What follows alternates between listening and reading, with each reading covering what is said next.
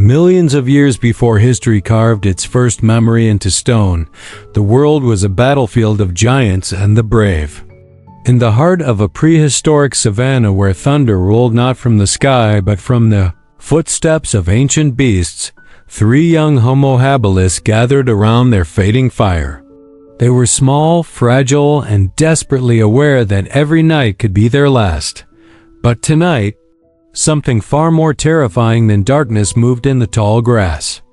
A massive shadow, thick-necked, tusk-like spears, eyes burning with primal fury, emerged from the gloom. The giant saber-toothed wild boar, ruler of forgotten plains, had caught their scent. And in that moment, under a sky untouched by civilization, survival was no longer a skill. It was a test written by nature itself. In the world of early humans, survival was not a concept, it was the pulse of every breath, the silent rhythm guiding every movement through the ancient wilderness. Raw instinct shaped everything, long before structured thought or spoken language evolved. For Homo habilis, instinct wasn't some mysterious force. It was the deep biological memory wired into their bones, sharpened through generations of trial and error in a merciless landscape. Every rustle of grass, every faint vibration in the dirt, every shift in the wind offered information that could mean life or death. Their senses, though not as powerful as those of the predators hunting them, were heightened by necessity. The world around them was a constant conversation, and instinct was their translator. Living in small groups, early humans depended on each other's reactions. Fear traveled through them almost like a shared electrical current, one pair of widening eyes.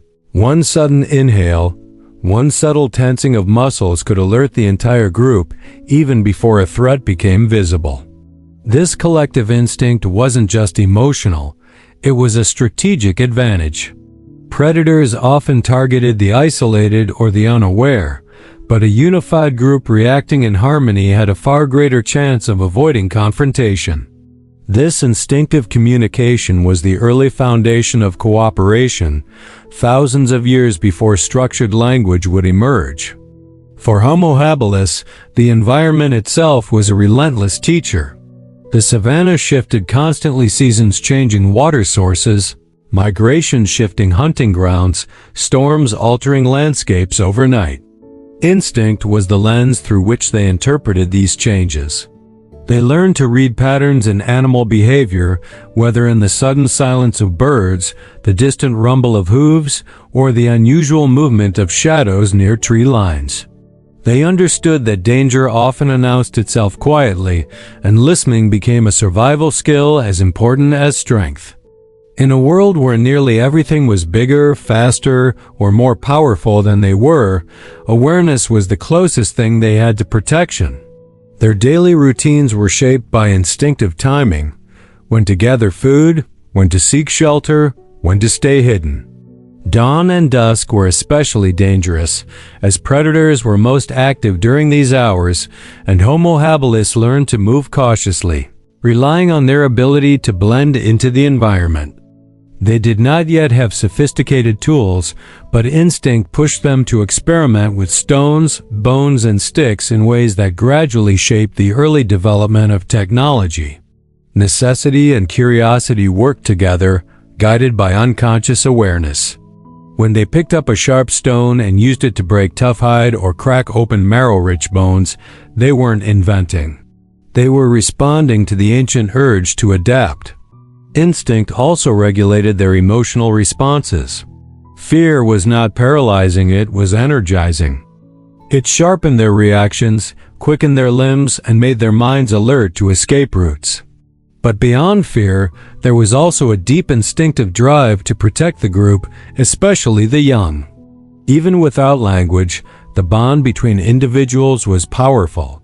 A mother would shield her child with her own body. A young adult would distract a predator to buy precious seconds for others to flee.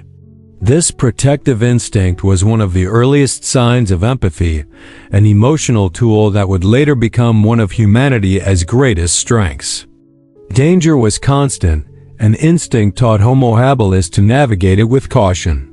The giant saber-toothed wild boar was one such danger, an unpredictable force of nature that could charge without warning, its massive tusks capable of destroying anything in its path. Early humans learned to recognize the subtle signs that indicated the presence of such a beast. Crushed grass, the deep prints of hooves larger than a human head, the musky scent lingering in the air. Instinctively, they avoided open plains during certain seasons, knowing these massive animals roamed in search of roots and food. Their minds recorded these patterns long before memory became conscious understanding.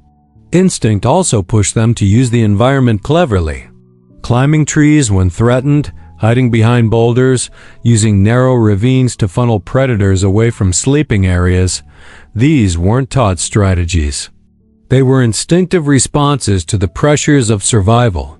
Over time, these reactions became learned behaviors passed through generations, not through language but through imitation. Young members watched the older ones, absorbing every movement, every gesture, every silent warning. Life was a chain of instinctive lessons, forged in danger and reinforced by repetition. Even social dynamics were shaped by instinct. Dominance, submission, territorial awareness, these were not conscious decisions but natural patterns inherited from earlier primate ancestors. Leadership within the group was not given. It was earned through instinctive confidence, the ability to remain calm when others panicked, the capability to sense threats faster than the rest. These early forms of hierarchy helped maintain order in moments of chaos, ensuring that decisions, such as where to forage or when to move camp, were made by those most attuned to the environment. Through all of this, instinct served as the silent guardian of early humans. It guided their feet across dangerous terrain, taught their hands to shape crude tools, connected their minds in shared fear and unity, and pushed them toward small innovations that gradually set them apart from other species. Instinct was not just a reaction. It was the invisible force shaping their evolution, molding their behavior, and preparing them for the long journey toward becoming human. Nature's predators were not just enemies to early humans, they were the sculptors of their evolution, chiseling away weakness and sharpening every survival trait that would one day define the human species. For Homo Habilis, the world was a vast and unforgiving arena where the strong ruled, the swift survived, and the watchful endured. Every predator they encountered forced them to adapt, to think differently, and to develop behaviors that would eventually separate them from all other animals. In this way, predators were not only threats but catalysts pushing early humans toward growth they did not yet understand. The confrontation between hunter and hunted shaped the very fabric of their existence, turning vulnerability into strength and fear into strategy. Among the predators that roamed the ancient world, there were beasts so powerful that even the bravest early humans dared not challenge them directly. Saber-toothed cats stalked the tall grass with silent precision, their elongated fangs glinting like carved ivory blades. Giant hyenas roamed in packs, their jaws capable of crushing bone in a single bite. Massive snakes hid beneath the earth or coiled in branches, waiting for the chance to ambush a careless wanderer. And then there were creatures like the saber-toothed wild boar, whose sheer size and aggression made it one of the most dangerous animals on the prehistoric plains. For Homo habilis, these predators were constant reminders that one mistake could mean extinction. The presence of such predators forced early humans to become observers of the world around them. Tracking weather patterns, recognizing seasonal changes, and learning the behavioral cycles of enemy species became essential forms of knowledge. They learned the difference between the faint rustling made by harmless grazing animals and the calculated stillness that meant a predator was nearby. They learned to distinguish fresh footprints from old ones, to understand how wind direction could carry their scent toward danger, and to recognize the territorial marks left by giant carnivores. These skills did not emerge from conscious study, but from repeated encounters with life-and-death situations. Each narrow escape carved new instincts into their consciousness, forming the early foundation of human intelligence. Predators also shaped how Homo habilis organized their daily lives. Instead of wandering alone, they moved in small groups, knowing that numbers increased their chances of detecting danger early. This shift towards social living was not just emotional, it was a practical response to the constant threat. Cooperation became a survival mechanism. One member kept watch while others gathered food. When moving through dense vegetation or rocky pathways, the strongest walked on the outskirts to detect threats. Even their resting spots were chosen with care, often elevated or protected by natural barriers like cliffs or fallen trees. Safety depended on unity, and predators made that unity essential. The presence of larger, faster hunters also pushed early humans to develop better tools. At first, they used simple stones for cutting meat or cracking nuts, but predators turned these tools into weapons. A sharpened stone became something to grip tightly when facing a hungry cat. A thick branch became a defensive club, offering a chance, however small, of intimidating a beast long enough to escape. Over generations, the pressure from predators refined their tool-making instincts, encouraging them to shape stones more precisely, select sturdier branches, and experiment with different materials. This innovation was not born from curiosity alone, but from necessity. Without predators pressing them to adapt, Homo habilis would have had far less reason to push the boundaries of their own capabilities. Predators also influenced how early humans communicated. Without language, they relied on subtle signals, hand gestures, eye movements, body posture, and soft grunts to coordinate during dangerous moments. A sudden freeze in place, a raised arm, or a sharp intake of breath could convey urgency faster than sound. Silence became a protective shield, and the ability to remain completely still in the presence of danger became a learned skill. Over time, this silent communication laid the groundwork for future symbolic thinking and the earliest forms of speech long before the concept of language existed. Predators forced them to synchronize their actions and develop unspoken cooperation. That served as a precursor to complex social interaction. Psychologically, these threats forged resilience. Living under constant danger meant that fear became a familiar companion, but not one that overwhelmed them. Instead, fear sharpened their awareness and made them more cautious, more strategic, and more connected to their environment.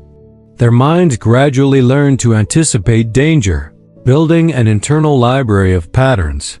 How predators moved in the shadows, how they hunted, how long they waited before striking. This mental catalog allowed early humans to avoid many threats before they appeared and taught them to choose safer routes even when they had no direct evidence of danger. The brain was evolving under pressure, pushed to process information more quickly and efficiently to ensure survival. Predators also shaped their emotional bonds. In the presence of danger, the group drew closer, instinctively protecting the young and supporting the vulnerable. Even without language, they understood that survival depended on care as much as courage. Older members guided younger ones, showing them how to climb trees quickly, how to hide behind rocks, and how to stay low when moving through open fields. These shared experiences forged deep trust within the group. Mutual dependence became a core part of their existence, strengthening their social structure and teaching them that unity was their greatest defense against nature's most fearsome creatures. Ultimately, predators were the invisible force driving early humans to evolve physically, mentally, and socially. Every encounter with a dangerous animal tested their instincts, pushed their creativity, and forced them to adapt in ways that gradually set them apart from other species. Each near miss with a saber-toothed beast or giant boar left behind lessons etched into muscle memory and passed down through silent observation. The constant threat guided their development long before they understood the concept of evolution itself. The moment vulnerability transformed into unity and courage was not a single event but a repeating truth etched into the lives of early humans. For Homo habilis, every day offered a reminder of how small and fragile they were in a world filled with towering predators and brutal forces of nature. Yet in this harsh environment, something remarkable began to emerge, an instinctive understanding that survival was not just an individual struggle, but a shared responsibility. When confronted with fear, they did not scatter into isolation. They drew closer, forming a living shield of instincts and bodies that strengthened their resolve.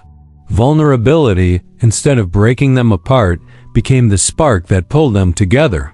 In those ancient landscapes, danger rarely appeared in predictable patterns. It came from the shadows between tall grasses, from sudden rumbles of movement behind trees, or from the eyes of predators glowing in the fading light. These threats awakened a raw fear inside the early humans, but fear did not push them into paralysis. It pushed them toward action. A mother would clutch her child and scan the horizon. A young male would step forward, gripping a stone even if he knew it was barely enough. Each member of the group reacted in ways that complemented each other, forming an instinctive system of defense. This merging of reactions was the earliest form of unity, a unity born not from planning or language, but from shared vulnerability. When facing threats like the giant saber-toothed wild boar, unity became more than instinct. It became the only path to endurance. This massive creature, with its enormous tusks and unpredictable aggression, was capable of tearing through the underbrush with terrifying speed. A solitary Homo habilis stood no chance against such a beast. But as a group, they stood a chance to create confusion, hesitation, or even enough noise to deter the animal temporarily. Their voices rose together in warning calls. Their movements became synchronized. One would throw a stone to distract, another would guide the young to higher ground, and others formed a visual barrier, trying to appear larger and more numerous. Even if fear surged through them, unity transformed that fear into a coordinated response. This shared defensive instinct began shaping deeper emotional connections within the group. When one individual was in danger, others reacted not just for practical reasons, but because a bond had formed, an early sense of loyalty that ran deeper than survival. They understood, even without thought, that protecting one member meant protecting the future of the group. Vulnerability triggered empathy, and empathy strengthened courage. When one individual faced a threat, the collective stepped forward, inspired by a courage that none of them might have found alone. This collective bravery marked the beginning of emotional evolution, where feelings became tools that guided behavior just as strongly as instincts did. These experiences also shaped how they interpreted the world. The savanna, once just a backdrop for danger, became a place where shared memories were formed. They remembered the trees that helped them hide, the cliffs that sheltered them from predators, and the waterholes where they stood guard together. These memories became part of their shared identity. Vulnerability had carved pathways in their minds, teaching them that survival depended not on strength alone but on cooperation and trust. Over time, these lessons became ingrained, influencing how they approached every challenge, from finding food to building temporary shelters. As unity grew stronger, courage began to appear in unexpected ways.